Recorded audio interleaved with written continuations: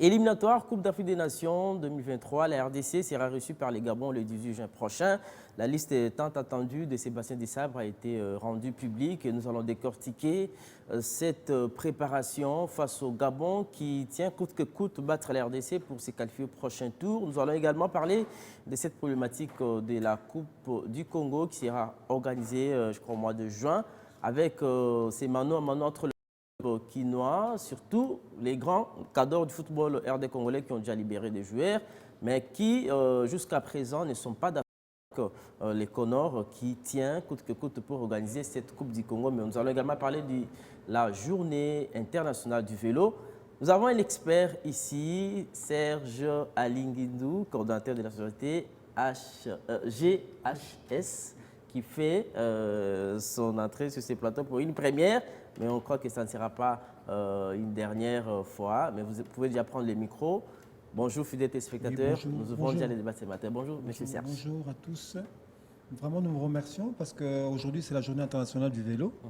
Et comment dire, GHS, qui est un groupe, qui est une société privée, a une initiative avec la Ligue provinciale de Kinshasa, dans laquelle où je suis aussi secrétaire adjoint, a une initiative de créer cette journée parce qu'en fait, le 3 juin, l'Assemblée générale des Nations unies a institué une journée internationale du vélo. Mais GHS a voulu aujourd'hui montrer que le vélo, ce n'est pas seulement ce que vous voyez, les tours cyclistes. Le vélo, c'est aussi 3 aspects. Le premier aspect, c'est l'aspect sanitaire. Le vélo, quand on fait du vélo, c'est la santé. Moi, je suis par exemple asthmatique et je fais 50 ou 60 km par jour de vélo. Et si ce n'était pas le vélo, je crois que je ne serais peut-être pas là. Voilà, on va y revenir pour en parler. Je profite pour saluer également notre Hervé Kachama. Bonjour et merci d'être Bonjour Juvel, bonjour aux co-débatteurs ainsi qu'aux fidèles téléspectateurs de B1 Télévision. En liste maison, Jean-Louis Lukanda, bonjour. Bonjour Juvel Macheki, bonjour à tous les téléspectateurs qui vont nous suivre tout à l'heure. Je voudrais seulement ajouter un sujet, sujet, parce que la présence d'Hervé me pousse à ajouter un sujet. Et voilà. C'est sûr, avec ton accord bien sûr, il y a Loupopo qui décrit la nouvelle liste qui doit être envoyée aux interclubs de la CAF au niveau. Voilà, nous allons revenir là-dessus, c'est pas mauvais, c'est acté, ça fait partie de l'actualité. Voilà, donc. Alors, vous gardez votre micro comme ça, nous avons parlé des éliminatoires de la CAN en 2023. Sébastien Desabre qui a rendu public sa liste de joueurs qui vont jouer ces matchs très très capitaux face au Gabon.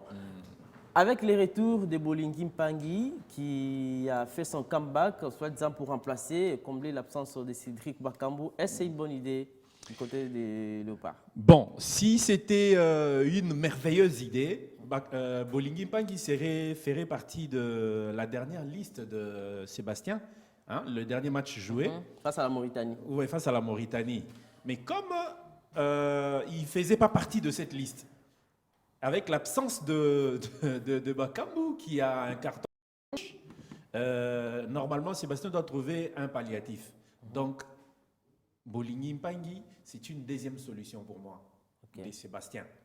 Et j'espère que, parce qu'il n'y a pas que Bakambu, il y a au moins 3 joueurs qui ne feront pas partie de ceux qui étaient sur la première liste, qui ne figurent pas sur l'actuelle liste. Donc, je sais que ça n'a pas été facile pour lui de pouvoir déterminer tous ses convoqués par rapport à ces matchs contre le Gabon. Le Gabon qui a fait venir, sur demande du président, un joueur qui avait déjà pris ses congés avec l'équipe nationale, c'est l'international gabonais, et je ne sais pas comment est-ce que le nom échappe.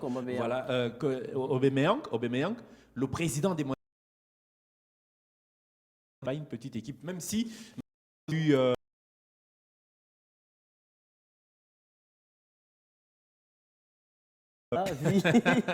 les contours de ces matchs, les Gabons qui étaient venus fatigués. Ouais, après... Président Bongo qui connaît le savoir-faire des sportifs congolais, qui connaît la grandeur du football en RDC et surtout la pression de l'équipe nationale de la RDC, même si le résultat a toujours été surcalculé. Mais ce n'est pas une petite équipe à négliger et le président a préféré qu'Aubameyang fasse partie, donc ça veut dire que ce n'est pas un match facile. Hervé, Sébastien Desabre, vous avez quand même écouté parce que lorsqu'on a parlé de l'absence de Cédric Bakambu, vous avez également été de la partie pour soutenir les retours ou la convocation de Fiston Kalala Mayele. Effectivement. Aujourd'hui, parmi les avant-centres en République démocratique du Congo, prenez le temps de jeu de Fiston Kalala Mayele parce qu'il a fait le championnat plein et meilleur buteur en Coupe de la Confédération jusque-là avec les Young Africa de la Tanzanie. Pas seulement Fiston Kalala, parce qu'aujourd'hui, quand vous prenez Yanga, prenez aussi Yannick Bangala, peut-être qu'il a sa place, à la place de Varane, l'ancien défenseur de DCMP, Inonga Mbaka. Regardez dans quel championnat que nos Congolais est en train d'évoluer, parce qu'aujourd'hui, entre Bolingui Mpangi et Yannick Bolassi, il y a toujours eu des petites polémiques. Un Yannick Bolassi qui termine son championnat avec 17 buts, mais un Bolingui Mpangi qui est convoqué à l'équipe nationale, qui est convoqué à l'équipe nationale avec 5 buts. Donc quand vous prenez les deux aspects, vous allez voir que entre Bolingui et Yannick Bolassi, un devait vraiment être à l'équipe nationale. Mais il y a aussi Assombalanga qui preste encore très bien. Kassongo, Kabiona, je pense que le coach a raison. Bolingui a toujours été réaliste par rapport à Bolassi. C'est pour cela que j'ai dit ça ne sert à rien de l'incriminer. Nous donnons tout simplement la chance à l'équipe nationale de la RDC et espérons que nous demandons au manager de ne pas commencer à tourner tout autour de la fédération pour glisser des petites listes des noms des joueurs. Prenez mon joueur, prenez tel, parce que pour Bolingui aujourd'hui, vous allez voir qu'il y a eu toujours le coup de fil pour récupérer Bolingui, parce que quand vous prenez, normalement, prenez les avant-centres. Aujourd'hui, vous allez voir que Desabre va commencer avec Bolingui à la place de Fiston Kalala. Donc, c'est ça. Ah, c'est possible. Mais c'est Serge, je crois que le foot vous intéresse aussi, tellement trop, surtout la sélection nationale de la RDC. Alors, nous sommes en danger. Pourquoi? Parce que le Gabon est premier du groupe. Nous sommes à peine troisième. Et la course à la qualification s'annonce très serrée. Quelles sont les chances que vous accordez à la RDC face au Gabon? Bon, excusez-moi, je ne suis pas trop le football, bien que je suis des Léopards et je suis congolais d'ailleurs, vous voyez. Moi, je suis plus dans le cyclisme, mais ce que je peux dire, c'est que les Congolais sont des grands sportifs et on étonne toujours. Donc, moi, je crois à l'étonnement. Je regarde les matchs des Léopards, mais techniquement, comme mon frère, je ne pourrais pas donner, mais je sais qu'on étonne et on a les capacités pour le faire. Voilà, Jean-Louis, apparemment, la RDC joue bien à l'extérieur qu'à la maison. Est-ce qu'on peut quand même espérer un miracle face au Gabon? Moi, je ne suis jamais d'accord avec cette histoire de bien jouer à l'extérieur, bien jouer à l'intérieur. C'est un problème de coaching. C'est un problème de coaching. Et le match contre le Gabon, ce n'est pas un match qui va se jouer seulement sur l'aire de jeu avec les 12 faiseurs de jeu, mais c'est un match qui va se jouer entre les deux entraîneurs. Okay. Nous attendons seulement le coaching des deux entraîneurs, c'est ça qui va nous apporter le résultat. Hervé, pour faire bonne figuration, la RDC a préparé un match amical face à l'Ouganda. Est-ce que ça sera une occasion pour Sébastien Desabre de se faire une idée sur le 11 de départ qu'il faut aligner face au Gabon? Déjà, il a une unité. Prenez les deux rencontres entre la Mauritanie en aller tout comme retour. Prenez le 11 de départ au stade de Mazembe, il manque Cédric. Donc, s'il faut suivre votre logique, il doit aligner la même équipe qui a joué face à la Mauritanie. Même l'adage qui dit on ne change pas l'équipe, il gagne. Je crois qu'il ne doit pas se compliquer les donnes. Et c'est trop simple. Aujourd'hui, il a une idée sur l'ossature de l'équipe nationale. Et s'il fallait changer, normalement, moi j'avais peur. Est-ce qu'on pourrait peut-être faire revenir Merveille Boka-Bokadi? Aujourd'hui, Bopé là, Chancel Mbembe là, c'est tout ce qu'on avait besoin comme charnière au niveau de la défense. Donc je crois que de lui-même, qui ne se fait pas pression. Ce n'est pas la fin, nous sommes en train de préparer une équipe. Et une équipe que lui, il a hérité, une équipe dans des conditions très très difficiles à imposer dans l'équipe nationale. Aujourd'hui, quand même, la confiance. Machine, il n'y a pas trop de pression. Dans quel stade? Attendez, Machine, dans quel stade? Dans le stade TP Mazembe. C'est l'unique stade homologué. Moi, je crois que la RDC preste mieux dans des provinces que par rapport à Kinshasa, que tout le monde met de pression sur la RDC. Allez-y, les Léopards, vous allez les trouver tous ici pour mettre de pression sur les joueurs. Mais quand vous êtes à Lubumbashi, il n'y a que les gouverneurs. Il n'y a que le gouverneur qui vient soutenir le joueur, ainsi que le gouverneur qui fait appel au public de venir juste soutenir les joueurs. Il n'y a pas de joueurs, les fanatiques qui vont jouer sur les joueurs comme le stade de Martyrs. Quand on ne fait pas entrer un joueur de Daring, l'autre de Daring, ils sont contre. Quand on ne fait pas entrer un joueur de V-Club, les gens de V-Club vont crier sur l'entraîneur. Et comme dans l'état avec Despiré, quand on ne met pas Emoueni, tout le monde chante, les gens de Daring. Donc c'est un peu ça. Je crois qu'en province, il preste mieux que comparativement à Kinshasa. Christian Eyanga qui a fait son grand retour sur ces plateaux. Tu nous as manqué, hein? Bonjour Christian. Bonjour Joël et bonjour à tout le monde sur le plateau et également à tous les téléspectateurs de Biwa. Voilà, le niveau du débat est déjà élevé. C'est pas, qu'est-ce que vous estimez par rapport à cette sélection de Sébastien Desabre pour un match très capital que l'RDC va jouer face au Gabon? Vous avez une idée sur ce que vous pouvez proposer? Je pense déjà que Sébastien Desabre a plus de 2-3 matchs à la tête de cette sélection. Il a déjà une idée sur l'ossature de base ou les 11 de départ. Et je crois également qu'il a eu le temps de visualiser quelques vidéos face au Gabon, comment les Gabonais jouent. Déjà, c'était à l'absence de Pierre-Emerick Aubameyang, à l'absence de Lemina, qui sont de retour en sélection, bien que Trésor Gaylor Kanga ne sera pas là pour cumuler des cartons. Nous également, du côté de la RDC, il n'y aura pas Cédric Bakambu, il n'y aura pas non plus Joël Kiassoumba dans le Perche. Mais je pense que déjà, au niveau des gardiens, il peut se faire une idée sur Lionel Passi qui a fait une très bonne saison au niveau de son club, de Rudoc. Il a fait une très belle saison, il doit faire un très bon choix, mais je pense déjà que... Une très belle saison dans quelle équipe? Non, si Siadi Badjo n'est pas meilleur, je dis la quasi-totalité, c'est le meilleur Congolais du moment. Je vous dis un cas, Bambala, il presse dans quelle équipe? Je le dis très souvent que je ne suis pas contre Siadi Badjo, mais je ne vois pas sa place dans le 11. Siadi Badjo, apparemment c'est les seuls locaux c'est les seuls locaux qu'on a déjà arrêté les championnats depuis le mois de décembre. Et quel temps de jeu qu'il a. Ou le seul joueur local qui a été appelé en sélection. Mais moi, personnellement, je n'ai rien contre lui. Je me dis que Siadi Badjo, même dans l'équipe de Chan, il n'a pas sa place. En tout cas, c'est sans... Je n'ai pas compris parmi tous ces locaux, comment il fait partie... Déjà, son niveau, il n'a même pas le niveau du Chan.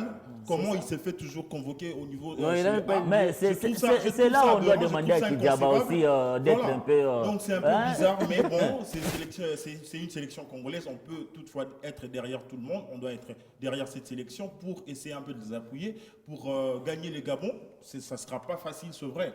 Mais ce n'est pas impossible. On le sait très bien que les Gabonais nous ont battus ici. Ils étaient venus à 1 heure, 2 heures près de l'heure du match. Malheureusement, ils nous ont cueillis à froid. Ils nous ont battus chez nous à domicile.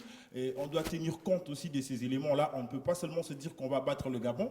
Mais le Gabon aussi a besoin de cette qualification parce qu'en cas d'une seule victoire, le Gabon serait déjà à la phase finale de la CAN Côte d'Ivoire 2023. Voilà. Mais Christian, en tout cas, nous aussi, nous devons être consciencieux par rapport à ce fait. Le Gabon devient une bête noire pour la RDC. Nous devons faire l'impossible en tout cas.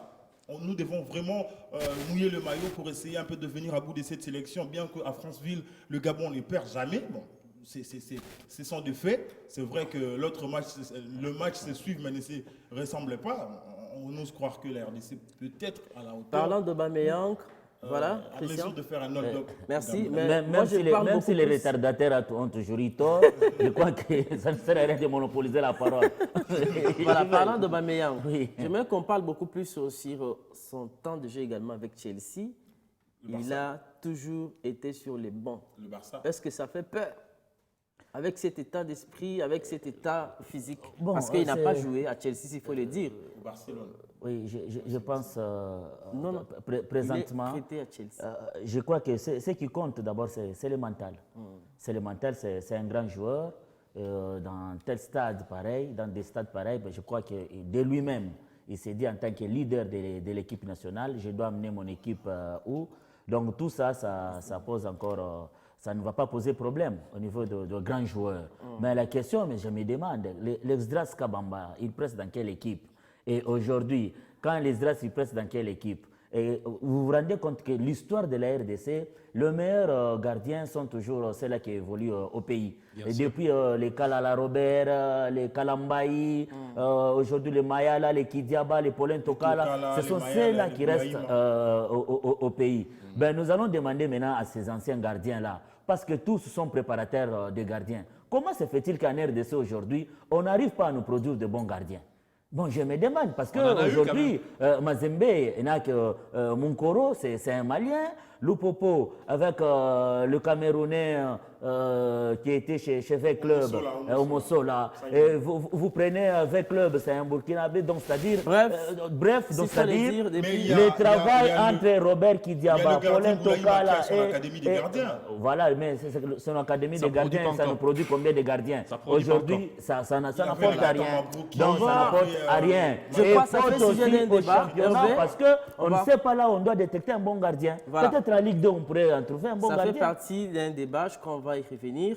Alors, fidèles téléspectateurs, vous allez nous excuser pour ces petits désagréments. On nous avait promis qu'après ces sujets de Lepard, nous allons prendre cette histoire et problématique de la Coupe du Congo, mais nous allons revenir dans quelques instants. Mais nous voulons d'abord prendre cette actualité internationale parlant de la journée internationale du vélo. Monsieur Serge, comment cette journée est célébrée ici en République démocratique du Congo? Bon, elle n'a jamais été célébrée. De toute façon, là, c'est la première fois que nous la célébrions. Nous qui faisons du vélo, qui sommes amoureux du cyclisme. Mais ce qui est là, comme c'est une émission de sport, sera la première course de la Ligue provinciale de Kinshasa en même temps. Donc, de l'année? Oui, de l'année, oui. Il y a eu un petit retard au niveau... De la saison ou de l'année? De la saison. De la saison, de l'année. Bref. Ça, voilà. Donc, ce sera la première course, de la Ligue provinciale de Kinshasa. Donc, c'est quand même à saluer. Il y a eu des petits retards. Mais comme je dis, ça ne sera pas seulement la Ligue. Il y aura des balades. On voulait vraiment montrer ce que le vélo rapporte à la communauté. Voilà. Donc, comme on avait parlé de la santé, je vous ai dit qu'avec le vélo, il n'y a pas de diabète, il n'y a pas de cholestérol, il n'y a pas de tension, il n'y a pas de... Les gens, les poumons, le cœur, tout ça. Oui. Donc, ça veut dire que vous éliminez déjà, je peux dire, 50% des maladies. Il y a avec le vélo aussi? Pardon? Gonflement de genoux. Gonflement de genoux, articulation. Je vous dis que vous faites le vélo, en tout cas, c'est 80%, mettons 70% de maladies que vous éliminez. Voilà, ça c'est vraiment ça. En faisant 3 fois par semaine, bien sûr, et plus de 30 minutes. Ça, c'est la première chose. La deuxième chose, on allait parler du développement, parce que le vélo... Aujourd'hui, le GHS est en train de faire un programme avec certains pays pour voir si on peut avoir des vélos usagés, comme des pays comme le Danemark, la Hollande. C'est le vélo. Tout le monde roule à vélo, mais il y a des vélos usagés. Usagers, entre guillemets. On voudrait les prendre et pour pouvoir, disons, les amener à l'intérieur du pays. Parce qu'à l'intérieur du pays, le vélo, c'est une richesse. Oui. Ça aide les populations. Il y a des gens, mais il y a des femmes vivrières qui sont à 50, 60 km et qui doivent acheminer la nourriture dans les villes et tout ça. Voilà. Donc, sans le vélo, elles ne peuvent pas le faire. Donc, c'est aussi un élément de développement. Et puis, pour terminer, on est en train de voir un programme de Car Free Day, c'est-à-dire dans toutes les grandes capitales, maintenant, il y a une journée sans voiture. Si vous regardez les embouteillages qu'il y a à Kinshasa, une journée sans embouteillage, sans voiture, je ne sais pas ce que ça va faire en purification d'air. Donc, on est en train de voir. Donc, c'est un problème aussi d'environnement. Et on a aussi un problème cyclable parce que les vélos ne sont pas respectés ici. Normalement, quand vous dépassez un vélo, vous devez lui donner 1,50 m. Monsieur Serge, vous voyez cette journée-là réussir en RDC? Sans problème. Donc, un jour où nos ministres ne vont pas entrer dans les 4x4 et brûler le feu. Excusez-moi, je vais vous parler d'un ministre qui va bientôt aller au travail en vélo. C'est une ambition qu'il a. Non, ce n'est pas une ambition. Il roule à vélo quotidiennement. Donc, il va aller, et c'est justement le vice-ministre de la Santé, et c'est l'initiateur de la journée. Et je crois qu'il parlera des bienfaits de la santé. J'espère que ce n'est pas pour faire sa propagande, parce que je vois aucun ministre. Non, je crois que le Congo est en train de changer. Il y a des gens qui sont là pour paraître, mais il y a des gens qui sont. Il y a des amoureux du vélo. Comme je vous ai expliqué, je ne vais pas monopoliser la parole parce que j'ai vu que c'est beaucoup de football aujourd'hui. Le vélo est bienfaiteur sanitairement au niveau du développement et au niveau de l'environnement. Donc, je demande à tout le monde de venir demain. Ce sera sur le boulevard du 30 juin. C'est la première édition et on va répéter les prochaines fois. Et je signale à tout le monde qu'il y aura une course, la première course de la Ligue provinciale de Kinshasa. C'est les Jeux de la francophonie. Le cyclisme est repris aussi. Donc, ça sera aussi un entraînement aussi. Voilà. Mais c'est seulement demain que le ministre va rouler. Je crois qu'on va très prochainement. Quel ministre? Le ministre Kaboul ou bien Non, le ministre de la Santé. Non, il roule en vélo, je vous dis, 3 ou 4 fois par semaine. Voilà. Ouais, il fait ça dans sa parcelle. Mais je ne vais pas rouler avec... C'est un plaisir de vous recevoir. Je vous remercie. Vraiment. Merci infiniment. La porte vous est vraiment ouverte. Je vous en prie. Vous pouvez Et passer je à tout voudrais moment. signaler une chose, Ensuite- B1 est partenaire. Voilà. Donc B1 a été sensible de cette journée. C'est pour ça que je suis venu. Et je remercie infiniment B1. Merci beaucoup. Ça sera À un demain. plaisir de vous recevoir très prochainement Merci pour évaluer également ces qualité, cette activité. Merci beaucoup à de grande tous. envergure. Merci beaucoup. Merci pour votre passage. Alors, avant de faire cette transition pour parler de la Coupe du Congo, nous allons prendre cette interview du président Guy Mafuta qui parle également des préparatifs de cette Coupe du Congo. Nous disons qu'il est aussi indiqué que les membres de cette organisation, de ce comité, tiennent aussi compte de ce que vivent les clubs. Et aujourd'hui, que les clubs ont libéré les joueurs, beaucoup ont voyagé, et même les clubs qui ont dû résilier les contrats avec certains joueurs pour penser déjà au mercato, commencer à détecter, vous leur demandez de rappeler tous ces joueurs pour qu'ils viennent jouer une compétition. Non, nous disons non. Il faudrait que la commission de normalisation s'attelle à ce qui est primordial pour elle, c'est-à-dire que les élections, organiser, restructurer, remettre suivant les normes, n'est-ce pas, le fonctionnement ou l'organisation du football par les élections. Pensez déjà à engager une Coupe du Congo en ce moment ici, alors que les priorités, ce n'est pas l'organisation de la Coupe du Congo. Nous pensons que quelque part, il y a des agendas cachés et les amis, je m'excuse, mais ils ne comprennent pas ce qu'ils doivent d'abord faire en priorité. Ce n'est pas la priorité avoir une Coupe du Congo. Avec quel club? Qui doit y participer? J'entends dire tout le monde, mais tout le monde, il y a combien de clubs au Congo? Il y a combien de clubs au Congo? Qui prendra part à cette Coupe du Congo? Y a-t-il un plafond de clubs donné pour s'enregistrer? Je n'ai pas appris ça. Donc c'est quand même quelque chose qui risque de nous détourner de l'objectif principal. Nous sommes concernés par les élections. Il n'y a que les élections qui peuvent, selon nous aider à remettre sur les rails notre football, pas autre chose. Voilà, c'est un élément réalisé par notre confrère du Digital Congo, Christian Nyanga. La Coupe du Congo, organisée par les Conors, malgré la résistance des grands cadres du football RD congolais. Alors, sur cette liste qui a été publiée des clubs qui se sont fait inscrire, il y a tellement beaucoup de clubs de la Ligue 2, des ententes urbaines. Est-ce que c'était important d'organiser une Coupe du Congo à ces stades? D'abord, je commencerai par fustiger ces comportements du CONOR parce que quand on parle des comités de normalisation, ça veut dire qu'il y avait une situation anormale à la tête de la Fédération congolaise de football association qu'il fallait normaliser. Mais on constate que les comités de normalisation deviennent les comités d'anormalisation. Vient encore anormaliser ce qui était déjà anormal. Malheureusement, nous avons tous acclamé la décision de la CAF ou la décision de la FIFA de ramener à la tête de la Fédération congolaise de football association un comité de normalisation pour nous normaliser les choses, pour arranger le football, pour remettre tout comme il devrait se faire. Mais malheureusement, le comité de normalisation vient encore à normaliser les choses. On attendait peut-être les comités de normalisation s'atteler sur l'organisation des élections et organiser les choses, organiser les élections au niveau des ligues provinciales, au niveau des ententes, donc réinstaurer de l'ordre au niveau de la fédération, au niveau de notre football. Mais malheureusement, je salue également la bravoure du ministre des Sports qui a, entre autres, refusé d'accorder une dérogation à la FECOFA pour organiser cette Coupe du Congo. Aujourd'hui, on est le 3. Il y avait le CONOR qui a publié un communiqué selon lequel les championnats se déroulera du 1er au 20 juin.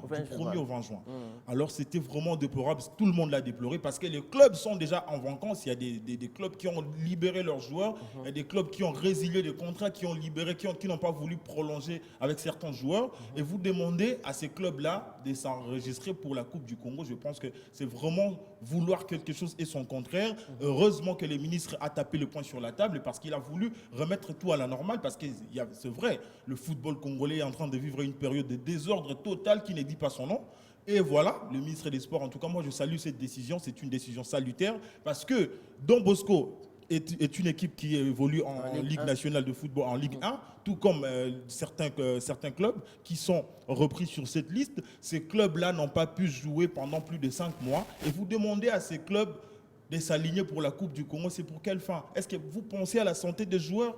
à l'état physique de joueurs qui sont restés pendant plus de 5 mois sans jouer, bien qu'on s'entraîne, c'est vrai. On peut s'entraîner, à force de s'entraîner aussi, le surentraînement, sans compétition, ça crée des conséquences à la santé. Vous savez, si vous vous entraînez sans pour autant compétir, cela crée aussi des hiatus, ça crée des bobos à la santé. Les physiciens sont là, ils peuvent pas me contredire. Alors moi, je me dis qu'aujourd'hui, nous devons nous regarder droit aux yeux et dire que le Conor doit se remettre sur les rails pour nous normaliser ce qui a été confié, ce qui a été confié comme mission par la FIFA, parce que nous savons que le Conor joue et est en train d'expédier les affaires courantes, mais on a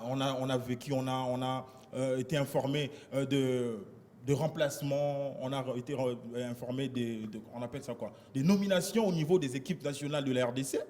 Et ce qui me fait un peu mal, c'est qu'au niveau des U23, l'équipe nationale des U23, messieurs, on a limogé Papi Kimoto. C'est pour quelle raison?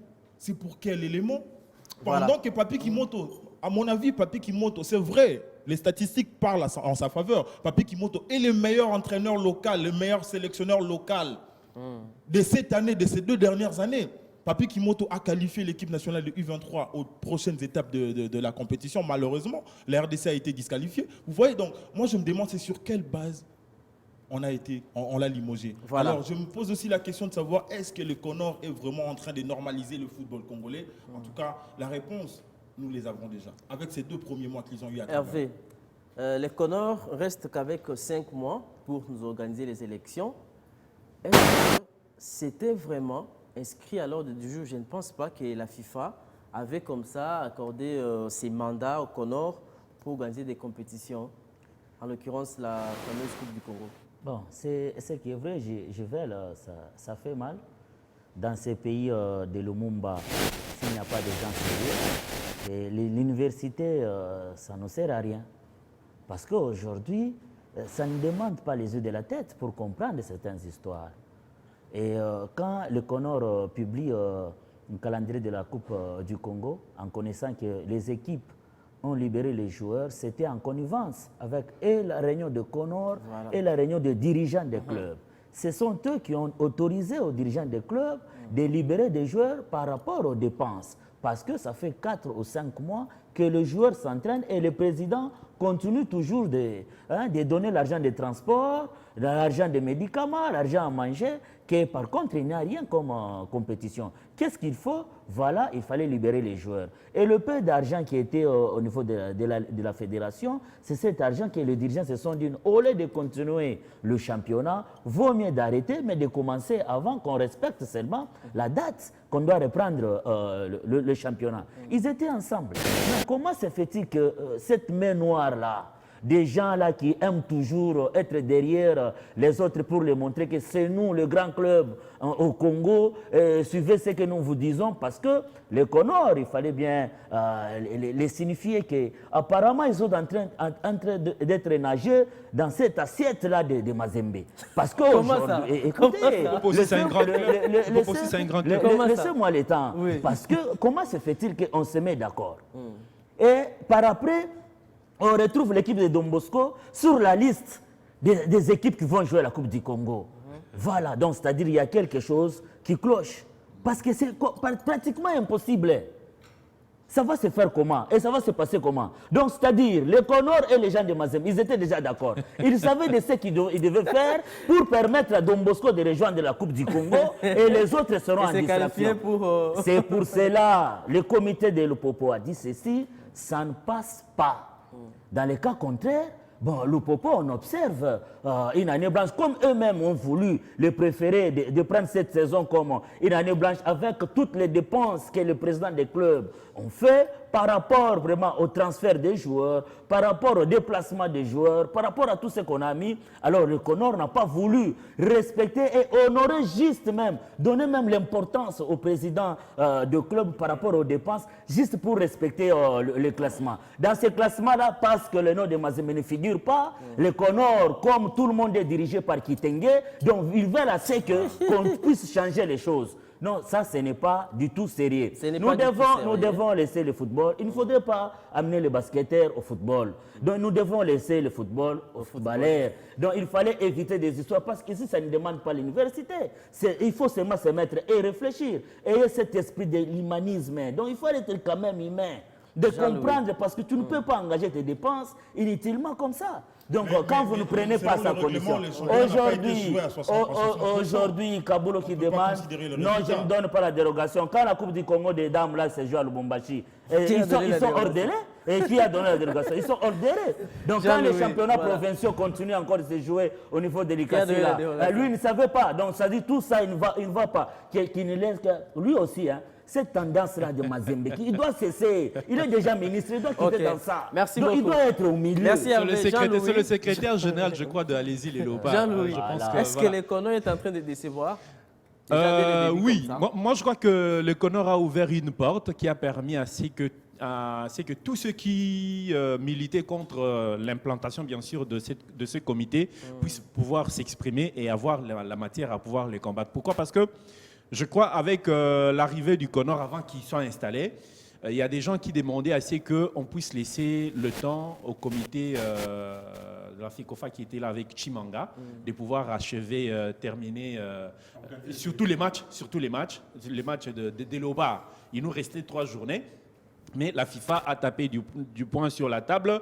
Il fallait faire partir le comité Chimanga et installer les Conors. Les Conors qui a pour mission de pouvoir mettre en place des anciennes structures qui existent bien sûr, mais avec de nouveaux animateurs à tous les niveaux de décision, à tous les niveaux décisionnels du football. Alors là, on se rend compte que le Conor est en train de brûler un peu son cahier de charge, hein, la feuille de route qui lui est donnée par la FIFA, et il donne la matière à ceux qui ne veulent pas de son existence de pouvoir s'exprimer, de pouvoir bien le combattre. Déjà, il y a un report. Est-ce que, Christian, vous estimez que cette Coupe du Congo a lieu? Elle n'aura pas lieu parce que déjà le ministre a refusé de déroger, d'accorder une dérogation. Il arrête aussi la Coupe du Congo. Normalement, en fait, ce qui est vrai, c'est que dans la logique des choses, la Coupe du Congo de dames devrait aussi s'arrêter. Normalement. On devrait nécessairement considérer les classements de la saison passée pour renvoyer une équipe au niveau des interclubs de la CAF féminine. Okay. Je pense que déjà la Coupe du Congo ne va pas se jouer parce que le ministre n'a pas accordé une dérogation. C'est une très bonne décision, à mon avis. Je pense que le ministre vraiment a bien fait de ne pas accorder cette dérogation parce que ça a commencé déjà à créer des frustrations au niveau des acteurs du football congolais. Mais en temps de Hervé, il est en train de faire 2 poids 2 mesures. Non, effectivement. Comment se fait-il que pour les dames, ça se joue et tu refuses pour les messieurs? Il devrait aussi refuser pour les dames. Depuis quelques jours, les championnats féminins ne se jouent pas. Ils étaient en train d'attendre l'issue des discussions qui sont en train d'être menées ici à Kinshasa. Mais hier, j'ai vu le match au niveau de l'ICACI, championnat provincial entre Gisèle et Wadilé. Ils doivent nécessairement arrêter parce que la décision du ministre était tombée qu'hier, pas plus tard qu'hier, donc ils doivent arrêter nécessairement parce que la dérogation n'a pas été accordée. C'est ça qu'il doit comprendre. Merci pour vos interventions. Merci Hervé, merci Christian, merci Jean-Louis. Alors, quels sont les clubs qui vont représenter l'RDC aux interclubs de la CAF? Nous allons en parler très prochainement parce qu'il y a... Mais le classement est là. Les clubs on recourt au résultat d'il y a 3 saisons. 3 saisons sportives passées. On va y revenir très prochainement avec les textes. Voilà, l'actualité, c'est qu'il y aura la finale retour de la Coupe de la Confédération à partir de 20h. Young Africa qui sera reçu par USM Alger. USM Alger avait battu cette formation de 2-1. À l'extérieur, ça sera difficile, une tâche difficile pour Fiston Kalala Maele malgré son joli but qui sera face à une muraille ce soir à partir de 20h. Et demain, ça sera la finale aller de la Champions League entre le Wydad Athletic Club de Casablanca et Al-Ahly d'Égypte. Un remake de la finale de la dernière édition. Les programmes continuent suivis en télévision. Merci de nous avoir suivis et bon week-end à tous.